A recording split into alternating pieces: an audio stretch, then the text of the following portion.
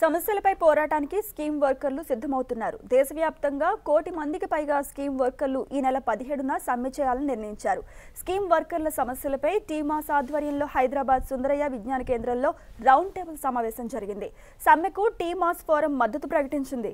వీరిని కార్మికులుగా గుర్తించి నెలకు 18,000 రూపాయల కనీస వేతనం ఇవ్వడంతో పాటు పీఎఫ్, ఈఎస్ఐ సౌకర్యాలు కల్పించాలని సమావేశానికి హాజరైన నేతలు కోరారు. స్కీమ్ వర్కర్లుగా ఉన్న ఆయాలు, అంగన్వాడీలు, మధ్యాహ్న భోజన కార్మికులు, ఏఎన్ఎంలకు ఉద్యోగ భద్రత కల్పించాలని సిఐటియు నాయకురాలు రమతో పాటు టీమాస్ ఫోరం నేత కంచా ఐలయ్య డిమాండ్ చేశారు.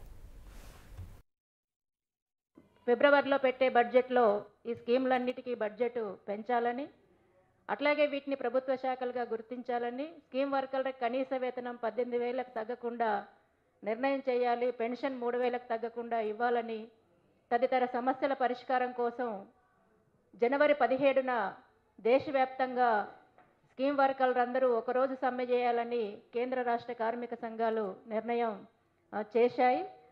తెలంగాణ రాష్ట్రంలో కూడా స్కీమ్ వర్కర్లందరూ కూడా సమ్మెకు సిద్ధమవుతున్నారు.